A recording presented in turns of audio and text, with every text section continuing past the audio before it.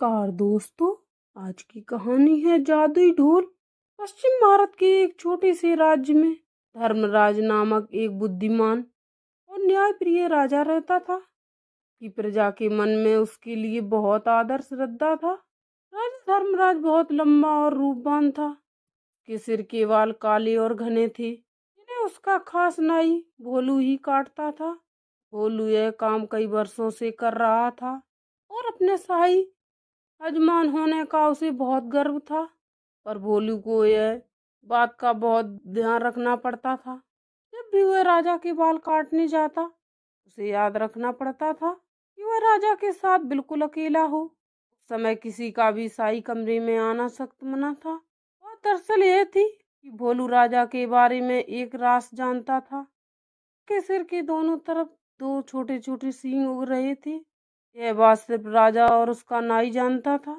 जब भोलू ने पहली बार यह नजारा देखा, वह भौचक्क रह गया, लेकिन उसने राजा से वादा किया कि इस बात का जिक्र वह कभी किसी से नहीं करेगा। महाराज, आप निश्चित रहें, भोलू राजा से बोला। आपका यह राज मेरे पास सुरक्षित है। किसी और को भी इसकी बात कानों कानों भी खबर नहीं होनी पाएगी। ऐसा सुनकर राजा धर्मराज ने राहत महसूस की। उसे डर था कि अगर लोगों को इस बात की जानकारी हो गई तो राज्य भर में उसकी खिल्ली उड़ेगी। हो सकता है लोग उसका आदर करना बंद कर दे या फिर नए राजा की मांग करने लगे। इसलिए भोलू के वादे के बावजूद राजा ने उसे सख्त हिदायत दी और बोला, भोलू, अगर तुमने अपना मुंह खोला तो जान लो सजा तो मिलेगी, फिर देश निकाला भी हो जाएगा। भोलू की डर के मारे घिग्गी बंद गई। उसने कानों को हाथ लगाया और अपना मुंह बंद करने की कसम खाई। कई वर्ष बीत गए। भोलू को अपना वादा याद रहा। उसकी स्वामी भक्ति से प्रसन्न राजा यदा कदा उसे अच्छे अच्छे उपहार भी देता रहता था। समय बीतने के साथ साथ भोलू के सब्र का बांध भी टूटने लगा। के पेट में वह रास अब पचता नहीं था और वह चाहता था कि कोई तो ऐसा हो जिसे वह राजा के सिंहों के बारे में बता सके। की चेतावनी उसे चुप रहने का पर मजबूर करती थी। एक दिन भोलू राजा के बाल काटकर महल से लौट रहा था और रास्ते भर उसके सींगों के बारे में सोचता रहा। भोलू घर के एक छोटे से जंगल के उस पार था। ऊंचे पेड़ों और लटकती बेलों के बीच में से धीरे धीरे चलता हुआ भोलू जब थक गया तो आराम के लिए एक घने पेड़ के नीचे बैठ गया। भोलू को यह रह रहकर सींग के बारे में याद आ रहा था। फिर अचानक वह उठकर खड़ा हो गया। वाह, जवाब नहीं मेरे दिमाग का, भोलू बोला और उस पेड़ को देखने लगा जिसके नीचे वह बैठा था। इस पेड़ को तो बात बता सकता हूँ न राजा के उन अजीब सींगों के बारे में। अब यह रहस्य मेरे पेट में नहीं पचता। पेड़ तो बोल सकता नहीं और इस तरह किसी और को भी यह बात पता नहीं चलेगी। पेड़ के पास यह भेद हमेशा भेद रहेगा और मैं भी इस बोझ से मुक्त हो जाऊंगा। भोलू ने ऐसा निश्चय किया और जोर से बोला, हे पेड़, आज मैं तुम्हें एक भेद बताने वाला हूँ। हमारे राजा धर्मराज के सिर पर दो सींग हैं। हाँ हाँ, उनके सिर पर दो सींग हैं। इतना कहकर वह जोर जोर से हंसने लगा और हंसता ही गया। भयंकर भेद आखिर खुल ही गया।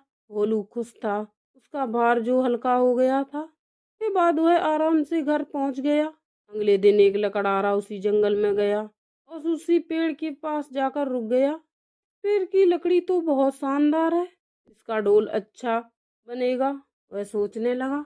फिर क्या था, कुल्हाड़ी के कुछ प्रहारों से ही पेड़ नीचे आ गिरा। लकड़हारे ने वह लकड़ी एक ढोल बनाने वाले को बेच दी और उसने एक बहुत सुंदर ढोल तैयार किया। यह मेरे जीवन का सबसे अच्छा ढोल है, ढोल वाला खुश होकर बोला। कल बाजार जाकर इसे अच्छे दाम पर बेच दूंगा। दिन ढोल वाला बाजार गया और एक कोने में खड़ा होकर ढोल बजाने लगा। ढोल से बड़ा सुरीला स्वर नहीं हुआ। ढोल वाला उसकी आवाज सुनकर झूम उठा। वह चिल्लाकर बोला, बाबू, यह ढोल खरीदो। कोई है जो इस शानदार जानदार ढोल को खरीदे। धीरे धीरे उसके इर्द गिर्द भीड़ जमा हो गई। लोग खामोश होकर ढोल की मजेदार आवाज सुनने लगे। वही वहाँ क्या कहने इस ढोल की, एक बूढ़े आदमी ने तारीफ की। तारीफ सुनकर ढोल वाला और भी जोर जोर से ढोल पीटने लगा। तभी उस ढोल में से एक अजीब आवाज आई। लोगों के कान खड़े हो गए। उसका दिल धक से रह गया। डम डम डम ढोल बजा। आज मैं तुम्हें एक भेद बताने वाला हूँ। हमारे राजा धर्मराज के सिर पर 2 सींग हैं। हाँ हाँ, उनके सिर पर 2 सींग हैं। लोग वहाँ खड़े हो गए। उन्हें अपने कानों पर विश्वास नहीं हो रहा था। ढोल वाला फिर ढोल पीटने लगा और फिर वही आवाज निकली।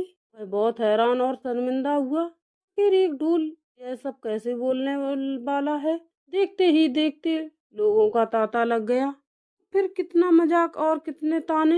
हमारे राजा के 2 सींग, हमारे राजा के 2 सींग। लोग तो जैसे गाना गाने लगे।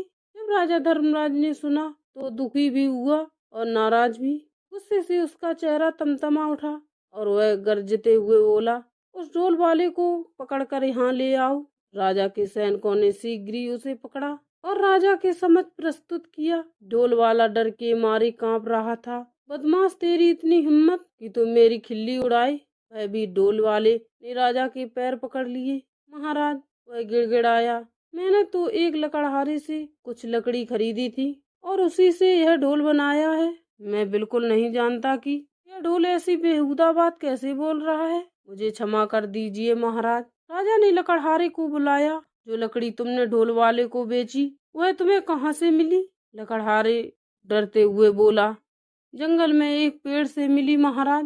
तुम्हारी लकड़ी ने बना ढोल बोलता कैसे है? राजा धर्मराज ने पूछा। मैं तो खुद हैरान हूँ महाराज। दुविधा में फंसा लकड़हारा बोला, मैं कई वर्षों से लकड़ी काटता और बेचता आया हूँ, पर ऐसा अचंभा पहले कभी नहीं देखा न सुना। अब राजा परेशान, लकड़ी कैसे बोलने लगी? राजा और उसके दरबारी निरुत्तर थे, पर राजा धर्मराज ने भी ठान लिया कि इस घर के वेदी का पता लगाकर ही छोड़ूंगा। वह सोचने लगा, उसके अलावा सिर्फ एक ही व्यक्ति यह भेद जानता था और वह था भोलू नाई। पर भोलू तो इतना निष्ठावान था कि इतने सालों बाद भी उसके अपने मुंह को ताला लगाए रखा। नहीं नहीं, भोलू ऐसा नहीं कर सकता। फिर भी उसने एक बार भोलू को बुला लिया। भोलू को जल्दी से हमारे सामने पेश करो। वह अपने सैनिकों से बोला। भोलू नाई आया, ऊपर से नीचे तक थरथराता हुआ। भोलू, एक तुम ही हो जिसे मेरा भेद पता था। तुमने और किसे बताया? सच उगल दो वरना सजा पाओगे। महाराज, डर से भोलू हलकलाने लगा। आप तो जानते ही हैं, ने इतने वर्षों से अपना मुंह बंद रखा, पर मेरे लिए यह बात छुपानी मुश्किल होती जा रही थी। मैं चाहता था कि कोई तो हो जिसे मैं यह राज बता सकूं। बोलते बोलते भोलू रुक गया और सिर झुकाकर खड़ा हो गया। बोलते रहो, फिर क्या हुआ? राजा धर्मराज ने बोला।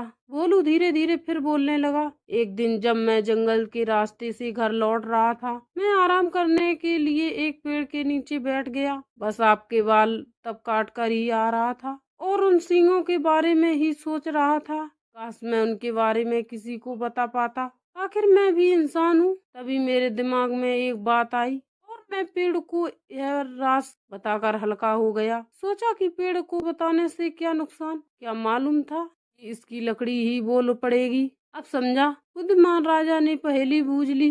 वह पेड़ जादुई था, सुन बोल नहीं सकता था।